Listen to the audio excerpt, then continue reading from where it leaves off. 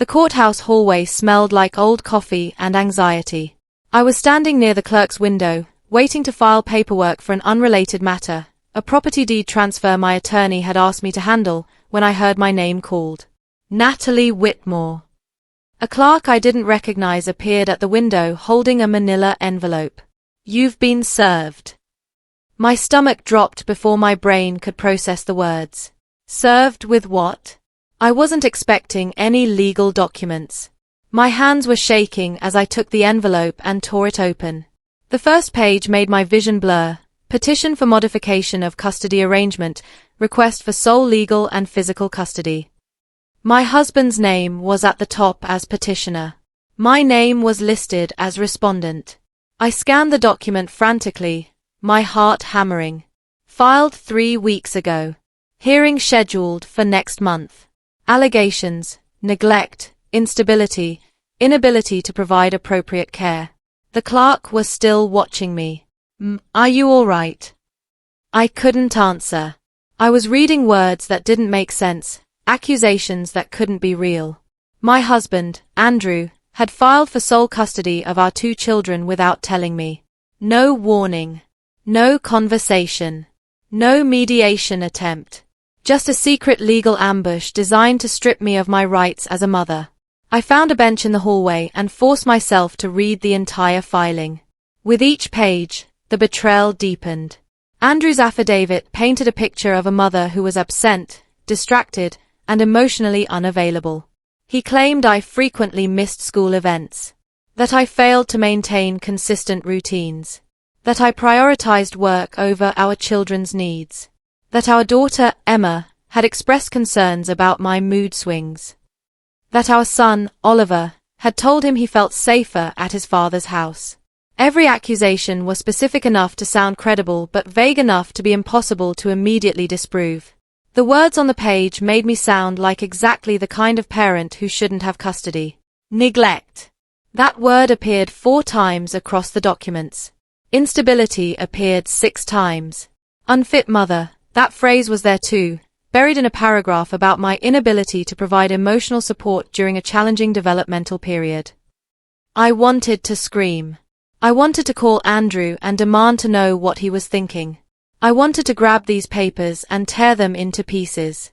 Instead, I sat frozen on that courthouse bench, my whole body numb with shock, rereading sentences that described a version of me I didn't recognize. A version Andrew had carefully constructed to steal my children. One thought cut through the fog of panic and rage. My husband filed for sole custody behind my back, but the school records would undermine his claims. I didn't know that for certain yet, didn't have proof in my hands, but I knew with absolute clarity that Andrew's version of reality didn't match the documented truth of our children's lives. I was the one who managed every school communication. I was the one who attended parent-teacher conferences. I was the one whose name appeared on every emergency contact form, every permission slip, every attendance record. Andrew showed up for performances and sports events, the visible, public moments of parenting. But the daily work, the invisible labor of actually raising children, that was mine. Always had been. And institutions kept records. Schools documented everything. Medical offices maintained files. Therapists took notes. If Andrew wanted to claim I was an absent, neglectful mother, he'd have to explain why every professional in our children's lives had my contact information first, my signatures on every form, my name in every communication log. I stood up from the bench, folded the custody documents carefully, and walked out of the courthouse. I didn't call Andrew. I didn't text him. I didn't give him any indication I'd been served. Silence, I understood instinctively, would be more powerful than rage. Let him think I was still unaware. Let him get comfortable in his lie. I had work to do. Let me tell you who I am, because Andrew's affidavit certainly won't. My name is Natalie Whitmore. I'm 38 years old, a project manager at a software company, and the mother of 2 incredible children, Emma, who's 10, and Oliver, who's 8. I've been married to Andrew for 12 years, though the marriage has been strained for the past 2. We'd talked about separation, about counseling, about whether we could fix what felt increasingly broken. But we'd never talked about custody battles. We'd never discussed one of us trying to cut the other out of our children's lives. I'm not a perfect mother. I work full-time, which means I'm sometimes tired and distracted. I've missed bedtime routines when projects ran late. I've been stressed during busy seasons at work. But I'm not absent. I'm not neglectful. I'm everywhere in my children's lives. I'm the one who knows Emma needs her anxiety medication taken with food or she gets nauseous. I'm the one who understands Oliver's reading challenges and sits with him every night practicing sight words. I'm the one who maintains the shared calendar that keeps our household functioning. I'm the one who remembers doctor appointments, school forms, permission slips, and the 17 other tiny details that make up the infrastructure of childhood. Andrew participates. He shows up. He's good at the performative parts of parenting. But he doesn't handle the daily reality. He never has. That evening, I sat at my kitchen table and read Andrew's affidavit again, this time with a clearer head. It was impressively constructed. I had to give him that. He'd taken real situations and reframed them just enough to sound damning. Mother frequently misses school events due to work obligations. True in the narrowest sense, I'd missed 2 events in the past year because of unmovable meetings. But I'd attended dozens of others. He didn't mention those. Mother has become increasingly withdrawn and irritable, creating an unstable home environment. Translation: I'd been depressed during a difficult period at work and had been quieter than usual. I'd sought therapy for it. Andrew was using my responsible choice to address mental health as evidence of instability. Children have expressed concern about mother's emotional availability. This one stung because it was calculated. Yes, Emma had said once that I seemed sad. I'd explained I was going through a hard time but would be okay. That honest moment of vulnerability was now being weaponized as proof I was unfit. The affidavit was convincing because it was designed to be. Andrew had cherry-picked moments, stripped them of context, and arranged them into a narrative of neglect. On paper, without any counter-evidence, I looked exactly like the kind of mother who shouldn't have custody. That's what terrified me most, how easily truth could be twisted into something unrecognizable. I needed to understand when this had started, when Andrew had decided that our struggling marriage justified trying to erase me from our children's lives. We'd been having problems for 2 years, since his promotion at work had made him more distant and more focused on his career. I'd suggested counseling a year ago. He'd agreed reluctantly, attended 3 sessions, then stopped going. I don't think it's helping, he'd said. Maybe we just need space. Space, I'd thought, meant physical distance while we figured things out. Not legal warfare. 3 months ago, I'd brought up separation again. Not divorce necessarily, but living apart temporarily to see if that clarity helped. Andrew had seemed almost relieved. That might be good for both of us, he'd said. We'd talked about how it would work with the kids, alternating weeks, keeping routines stable, making sure they knew both parents loved them. It had been civil. Sad, but civil. Now I understood that conversation differently. Andrew had been planning this already. He'd been calm because he knew the separation would give him ammunition. He'd get the kids for his weeks, establish a routine, then claim I was the disruptive factor in their lives. This wasn't about our marriage falling apart. This was about control. About winning. About making sure that if we split up, he'd have the upper hand completely. The gap between Andrew's public image and private reality had always existed, but I'd never fully articulated it until now. To the outside world, Andrew was an involved, devoted father. He coached Oliver's soccer team. He never missed Emma's dance recitals. He volunteered for the school fundraiser auction committee. He posted photos on social media of family adventures, hiking trips, beach days, weekend breakfast at our favorite diner. People who knew us casually thought he was a hands-on dad. And in those visible, public moments, he was. But at home, behind closed doors, the reality was different. Andrew didn't know which pediatric Ian the kids saw. He didn't know Emma's best friend's name had changed this year from Sophie to Chloe. He didn't know Oliver had been struggling in math and needed extra tutoring. He didn't know because he didn't handle those things. That was my domain. I was the one who researched pediatricians and scheduled appointments and remembered to bring insurance cards. I was the one who listened to Emma's friendship drama and helped her navigate social conflicts. I was the one who noticed Oliver was falling behind and arranged tutoring before it became a crisis. Andrew was great at showing up for the highlight reel moments. But the tedious, daily work of actually raising children, the appointments and forms and conversations and logistics, that fell to me. Always had. And now he was using my competence against me, claiming the children needed his stability when he'd never built the foundation that made their lives stable in the first place. The timing of Andrew's filing was suspicious too, and I hadn't noticed immediately because I'd been so shocked by the content. He'd filed 3 weeks ago, during what had been my busiest work period of the year. We were launching a major software update, which meant I'd been working 12-hour days, coming home exhausted, sometimes falling asleep on the couch after dinner. The kids had spent more time with Andrew during those 3 weeks because I'd needed his help covering evenings. I'd asked him to handle bedtime routines, help with homework, manage the daily stuff I usually did. He'd agreed without hesitation. Now I understood why.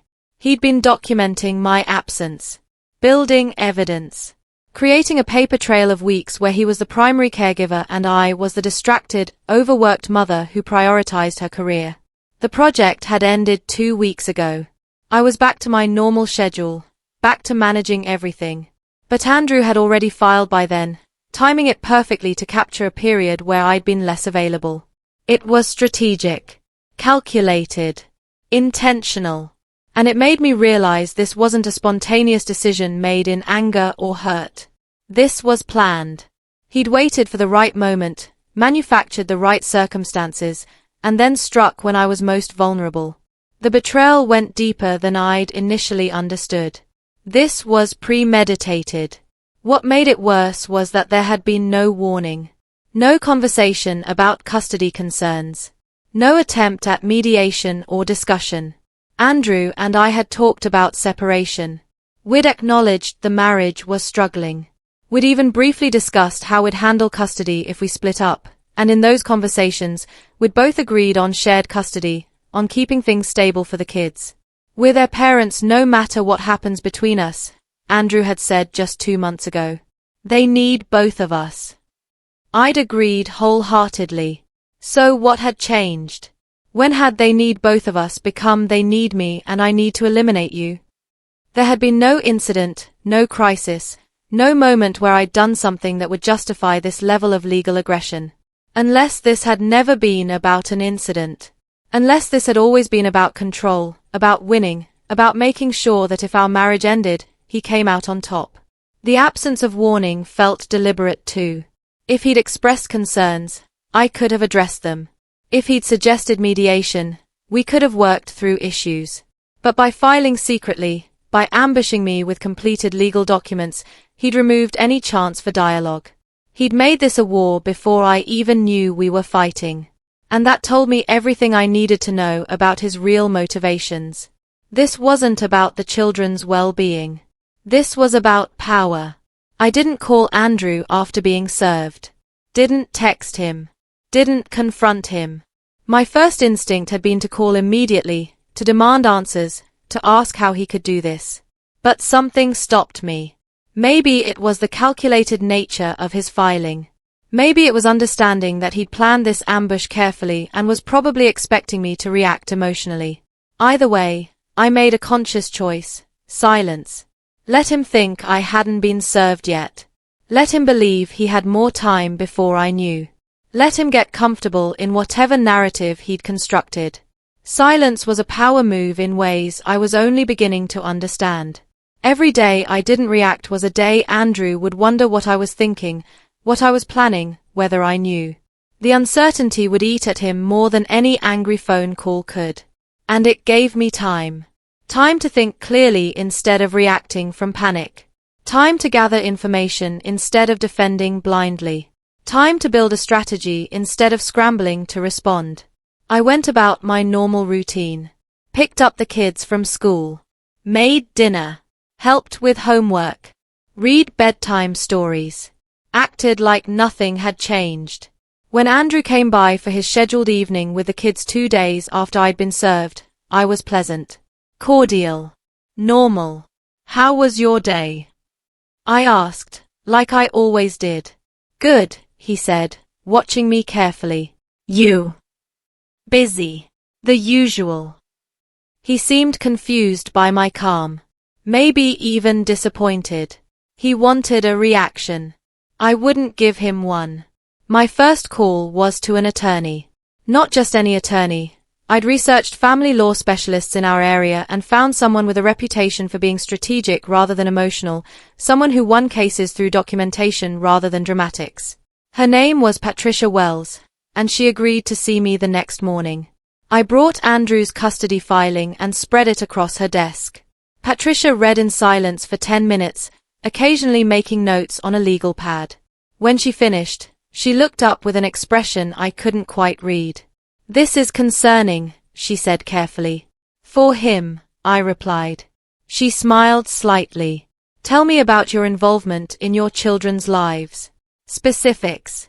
Daily routines, school communication, medical care, everything. I walked her through a typical week. Morning routines I managed. School drop-offs I handled 4 days a week. Homework supervision every evening. Parent-teacher conferences I attended. Doctor appointments I scheduled and accompanied. The shared calendar I maintained that kept everyone's activities organized. And your husband? Patricia asked. He's involved, I said honestly. He coaches soccer. He goes to performances. He's good at the visible stuff. But the daily logistics, the behind-the-scenes work, that's me.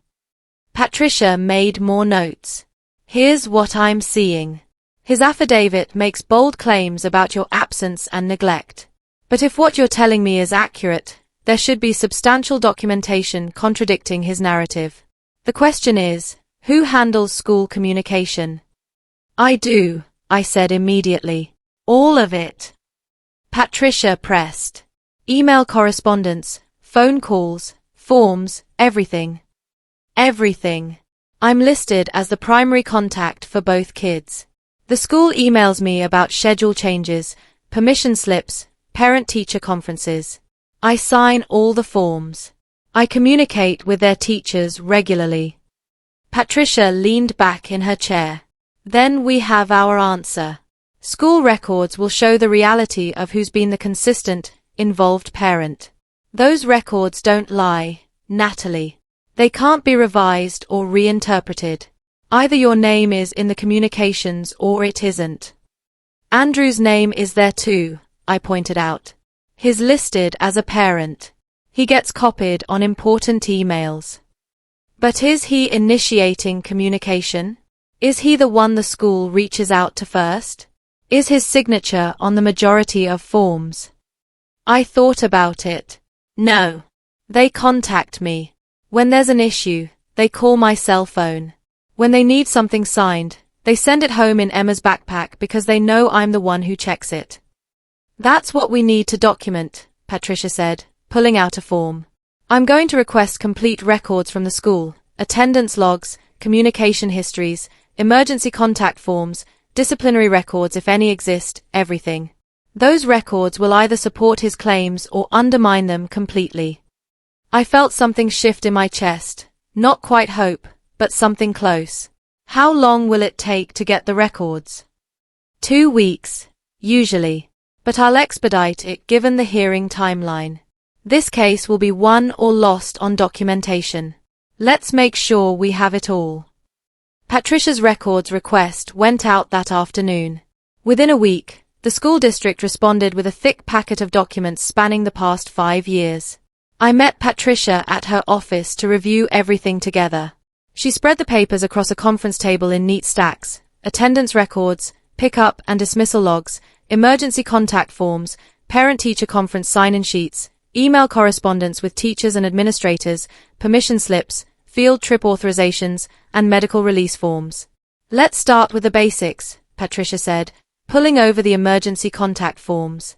Every single form, dating back to Emma's kindergarten year, listed me first. My cell phone number.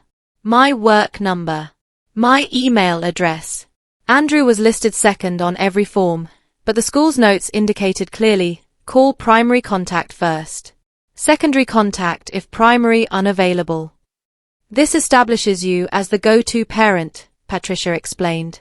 The one they trust to be responsive and available. Next were the pick-up and dismissal logs. I hadn't even known the school kept such detailed records, but there they were, 5 years of signatures showing who picked up the kids, who dropped them off, who was called for early dismissals. My name appeared hundreds of times.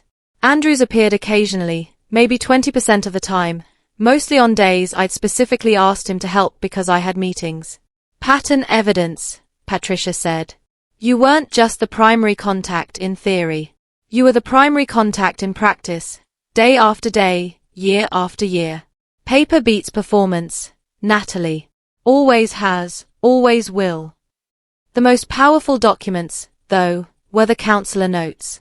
Neither Andrew nor I had known that Emma had been seeing the school counselor occasionally, nothing serious, just check-ins about adjusting to 4th grade and managing some social dynamics with friends. The counselor, Ms. Brennan, had documented every session. And in every single note, when she'd needed to communicate with a parent, my name appeared. Spoke with Mother about Emma's friendship concerns. Mother was receptive and helpful. Discussed Emma's anxiety about upcoming state tests. Mother implementing recommended relaxation techniques at home. Followed up on previous conversation. Mother reports Emma is doing better with peer conflicts. Andrew's name appeared in exactly 2 notes, both times in passing. Mother mentioned father's travel schedule may be contributing to stress. Father attended school event, seemed engaged. Ms. Brennan's notes painted a clear picture. I was the parent she worked with, the parent she communicated with, the parent who implemented her recommendations. Andrew was a supportive presence, but not the primary caregiver she coordinated with. These notes are gold, Patricia said, highlighting sections. A neutral third party documenting your consistent involvement and responsiveness. And look at the dates. They span the entire time period where your husband claims you were absent and neglectful. I felt tears prick my eyes. I'd spent so much time worrying about whether I was doing enough, whether working full-time made me less available than I should be. These notes showed that I'd been doing exactly what I was supposed to, showing up, staying engaged, partnering with professionals to support my children. Then there were the emails. Years and years of email communication between me and Emma's teachers, Oliver's teachers, school administrators, the PTA, the front office. Patricia had them printed chronologically, hundreds of pages documenting every question I'd asked, every concern I'd raised, every schedule change I'd acknowledged. These timestamps are crucial, Patricia explained, pointing to dates and times. They show you were responsive during work hours, evenings, weekends, always engaged, always available. And look at this. She pulled out a thread from March where Oliver's teacher had emailed about him struggling with a reading assignment. I'd responded within 2 hours with a plan to practice at home. I'd followed up 3 days later with an update. I'd asked for recommendations for additional resources. The entire exchange showed exactly the kind of involved, proactive parenting Andrew claimed I didn't provide. Now let's look at your husband's email correspondence, Patricia said, pulling out a much thinner stack. Andrew's emails were sparse. Responses to school-wide announcements. Confirmations of his attendance at events. Brief acknowledgements of information I'd already responded to in detail. There was nothing wrong with his emails. They just weren't the communications of a primary, day-to-day involved parent. They were the emails of someone who was kept informed but wasn't driving the involvement. Receipts don't argue, Patricia said quietly. These emails tell a story that directly contradicts his affidavit.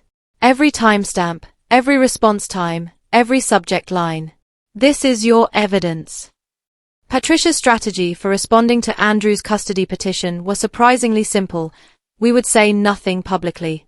No social media posts defending myself. No conversations with mutual friends explaining my side. No attempts to control the narrative outside of legal proceedings. Why not? I asked. Because he's expecting you to react, Patricia explained. He filed this petition anticipating an emotional response, public defensiveness, maybe some behavior he could then document as proof of instability. Don't give him anything. So we just wait. We prepare. We organize documentation. We line up witnesses, teachers, counselors, pediatricians, anyone with professional insight into your parenting. We build an airtight case using records that can't be disputed. And we let him keep talking.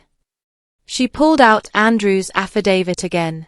People who are lying tend to over-explain.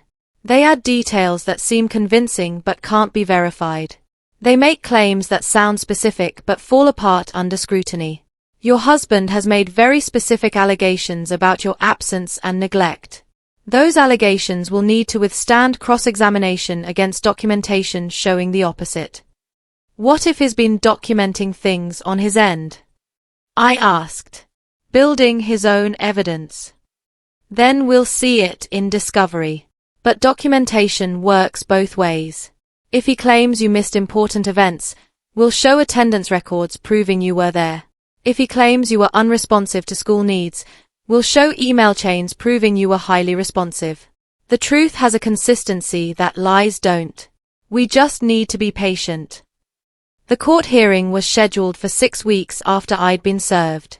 Andrew had requested an expedited timeline, claiming the children were in immediate need of stable custody arrangements. The judge had agreed to hear the case relatively quickly. On the morning of the hearing, I dressed carefully, professional but not severe, put together but not overly formal. Patricia had coached me on everything: how to sit, how to respond to questions, how to stay calm even if Andrew's attorney said inflammatory things. The most important thing, she told me, is to let the evidence speak. Don't get emotional. Don't attack him. Just present facts. Andrew arrived at the courthouse with his attorney, a man named Scott Bradford who had a reputation for aggressive family law tactics. Andrew looked confident. Too confident. He nodded at me with an expression that might have been sympathy but felt more like pity. Like he'd already won and was graciously acknowledging my presence at his victory. That confidence was a mistake. It meant he hadn't considered that I might have been preparing, that I might have evidence, that his carefully constructed narrative might fall apart under scrutiny. We entered the courtroom and took our positions. The judge, the Honorable Sharon Walsh, reviewed the petition and my response. This is a custody modification request, she said. Mr. Bradford, you may present your case. Andrew's attorney stood, launched into an opening statement painting me as an absent, career-obsessed mother who'd neglected my children's emotional and physical needs.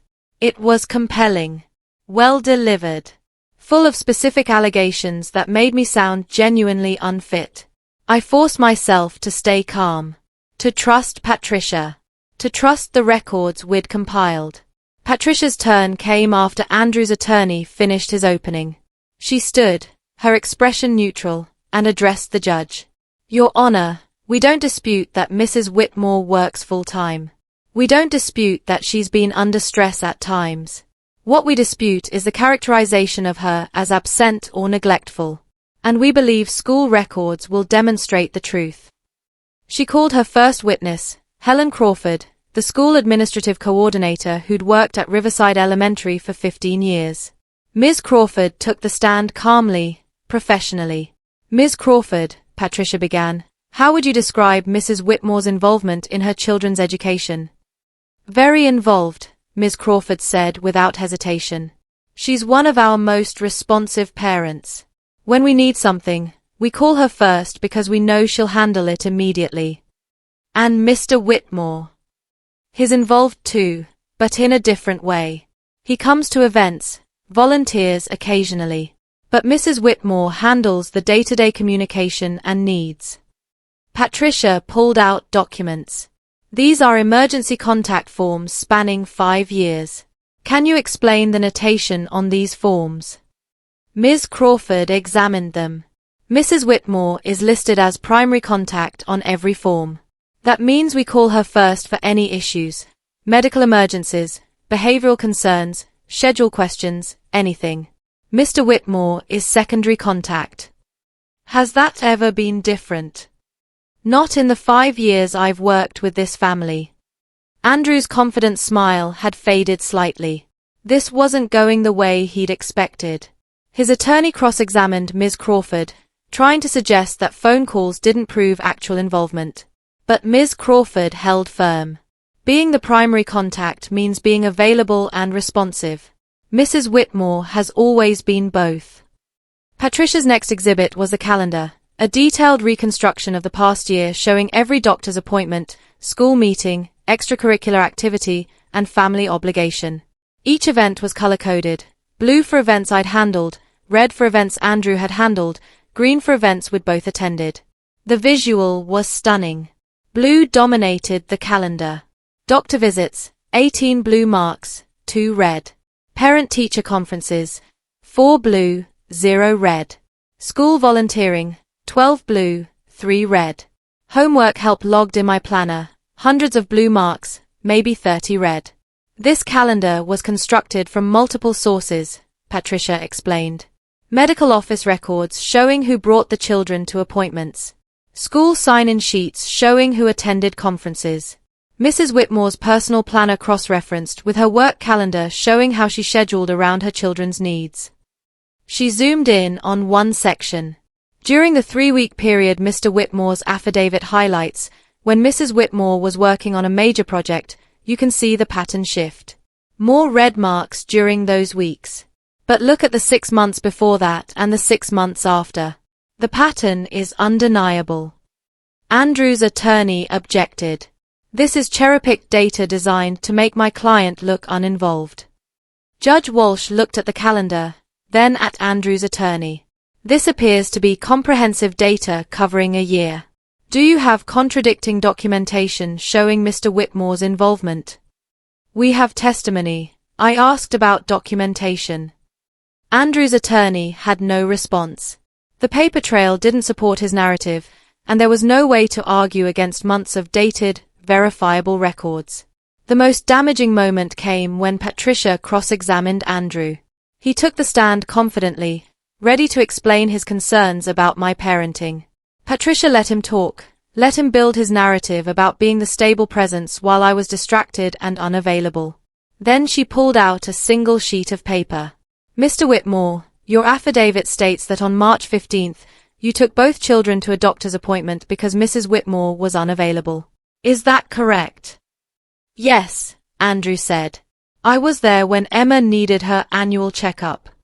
Patricia nodded. And you state that Mrs. Whitmore's absence from such important appointments is part of a pattern of neglect. I believe it shows her priorities, yes. Patricia handed him the document. This is a travel receipt from your employer showing you were in Dallas for a business conference from March 14th through March 17th. Can you explain how you attended a doctor's appointment in our city on March 15th while you were in Dallas? The courtroom went silent. Andrew's face went pale. That must be a different date. I'm thinking of a different appointment. Your affidavit specifically states March 15th. Were you lying in your sworn statement, or are you lying now? I wasn't lying, I was mistaken. Were you in Dallas on March 15th?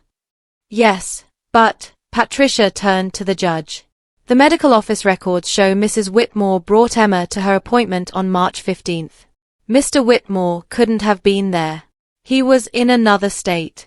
Yet he claims this appointment as evidence of her neglect. She pulled out another document. Similarly, Mr. Whitmore claims he handled a school emergency on April 22nd. Travel records show he was in Seattle. Mrs. Whitmore's work calendar shows she left work early that day to handle the emergency herself. Caught. Completely, undeniably caught. Judge Walsh called for a brief recess. When we returned, her expression had shifted from neutral to something harder. Mr. Bradford, your client has made specific factual claims in his affidavit that appear to be contradicted by verifiable documentation. This is concerning. Andrew's attorney tried to recover. Your Honor, these may be errors in dates, but they don't change the overall pattern of concern about, they change credibility, Judge Walsh interrupted. When a parent makes sworn statements about events that can be proven false, it raises questions about the reliability of all their claims. She looked at Andrew directly. Mr. Whitmore, you filed for sole custody without informing your wife. You claimed emergency circumstances requiring immediate modification. But the evidence suggests your children have been consistently cared for by their mother, that she has been the primary coordinator of their education and medical care, and that your claims of neglect are not supported by documentation from the very institutions you claim she's been absent from. Andrew opened his mouth to respond, but Judge Walsh raised her hand. I'm also troubled by the timing. You filed during a period when Mrs. Whitmore was working on a major project and had asked for your help covering evenings. Rather than seeing this as normal co-parenting during a temporarily busy period, you documented it as proof of unfitness. That suggests motivation beyond the children's well-being. The silence stretched. Andrew's confidence had completely evaporated. He looked smaller somehow, diminished. Why didn't you inform their mother you were filing for sole custody? Judge Walsh asked. Andrew had no good answer. No answer at all. The judge's questions continued, each one chipping away at Andrew's credibility. When did you first become concerned about Mrs. Whitmore's parenting? Andrew stumbled through an answer about gradual concerns over months. Judge Walsh pulled out the school records. Yet during those months of gradual concern, you never contacted the school? Never reached out to teachers or counselors to express worry? Never initiated conversations about your children's well-being? I spoke to my wife about my concerns, Andrew said. Did you? Judge Walsh looked at me. Mrs. Whitmore, did your husband express concerns about your parenting in the months leading up to this filing? No, Your Honor, I said clearly. We discussed our marriage struggles. We talked about possibly separating. But he never suggested I was an unfit mother or that he had concerns about my parenting. Judge Walsh made a note. So the first indication Mrs. Whitmore received about these concerns was being served with custody papers. Yes, Your Honor. The judge looked at Andrew. That's not co-parenting, Mr. Whitmore. That's ambush. And it suggests motivations that have less to do with your children's well-being and more to do with control. She reviewed her notes. I'm also concerned about the allegations regarding Mrs. Whitmore's emotional instability. You mention mood swings and withdrawal.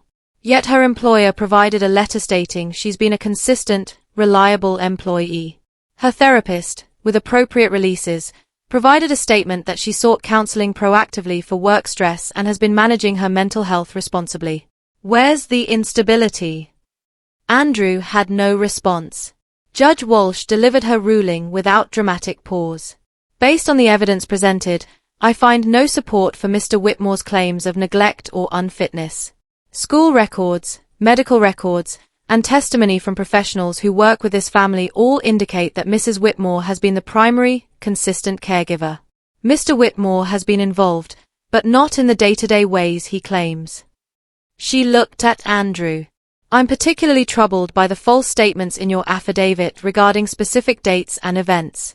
Whether those were intentional lies or careless mistakes, they undermine your credibility completely. A parent seeking sole custody has a responsibility to be scrupulously honest. You were not. Therefore, the petition for modification is denied. Custody will remain joint with the existing arrangement. However, she paused. Given the concerning nature of this filing and the attempt to weaponize the court system, I'm ordering a formal evaluation by a court-appointed custody evaluator. That evaluation will determine whether any modifications to the existing custody arrangement are warranted and whether Mr. Whitmore's actions constitute a pattern of manipulation that should be addressed. Andrew's face had gone white. His attorney was writing furiously, probably already planning an appeal. But I understood what had just happened. We'd won. Not just the immediate battle, but something bigger. The court had seen through Andrew's manipulation. His credibility was now permanently flagged. Any future custody disputes would be evaluated through the lens of his dishonesty today. Judge Walsh wasn't done. I'm also awarding Mrs. Whitmore attorney's fees. Mr. Whitmore initiated this action with false claims that forced his wife to defend herself. He will bear the financial consequences of that choice. The aftermath unfolded over the following weeks. The court-appointed evaluator met with both of us, interviewed the children, visited our homes, and reviewed the mountain of documentation. Her report, filed 6 weeks later, was definitive. I was the primary caregiver, the children were well-adjusted and thriving, and Andrew's custody petition appeared to have been motivated by control rather than legitimate concern. The evaluator recommended no changes to custody arrangements but suggested family counseling to address the breakdown in co-parenting communication. Andrew's credibility had been damaged in ways that extended beyond the courtroom. The school now flagged any communication from him, knowing he'd misrepresented his involvement. His employer learned about the custody battle, word had spread somehow, and questioned his judgment in making false statements under oath. Mutual friends who'd heard his version of events now knew the truth. His attempt to paint me as an unfit mother had backfired completely, exposing his willingness to lie under oath and manipulate the legal system for personal gain. The consequences were professional, social, and permanent. His reputation as a trustworthy person had been shattered by his own documented dishonesty. What surprised me most was how little satisfaction I felt in his downfall. I'd expected vindication to feel triumphant. Instead, it just felt sad. This was the father of my children, someone I'd once loved, reduced to lies and manipulation in a desperate attempt to win. But I couldn't afford sadness or sympathy. I had to focus on what mattered, protecting my children and rebuilding trust that Andrew had damaged. The custody arrangement remained joint, but something fundamental had shifted. I was no longer operating from a place of fear that Andrew might succeed in erasing me. I had documentation, court findings, and professional validation of my role as a mother. That gave me a security I hadn't fully appreciated before. Andrew knew now that I wouldn't be ambushed again. That any future custody disputes would be evaluated against his documented history of false claims. That the institutions designed to protect children had seen through his performance and recognized the truth. His power over me had evaporated. Today, 8 months after that courthouse ambush, I'm standing in the school parking lot holding Emma's hand while Oliver races ahead to the playground. It's a normal Tuesday morning. Routine drop-off before work. The kind of ordinary moment that makes up the substance of parenting, not dramatic or photogenic, just present. Ms. Crawford waves from the front entrance. "Morning, Natalie." "Morning." I call back, feeling the familiarity of this ritual that Andrew tried to claim as his own. Emma squeezes my hand before running to join her friends. I watch her go, this fierce, funny 10-year-old who weathered her parents' conflict with more grace than either of us deserved. She doesn't know the details of what her father tried to do. She just knows that custody stayed the same, that she sees both of us regularly, that her life remains stable despite adult chaos. That stability exists because of documentation I didn't even know I was creating. Every email I sent to teachers, every form I signed, every appointment I scheduled, all of it became evidence when I needed it most. The truth didn't need volume or drama or emotional appeals. It just needed records. I've learned something powerful through this experience. Institutions matter. Documentation matters. The daily, invisible labor of parenting matters in ways that go beyond immediate gratification. Andrew could perform involvement at soccer games and recitals, but he couldn't fake years of consistent communication with schools and doctors. The paper trail told the real story. As I drive to work, my phone buzzes with a reminder about Oliver's parent-teacher conference next week. I confirm my attendance and add it to the shared calendar. Andrew will get the notification too. He might even attend. But we both know, and the court knows, and the school knows, I'm the one who shows up consistently, not just for the visible moments, but for all the invisible ones that actually matter. My children are safe. My custody is secure.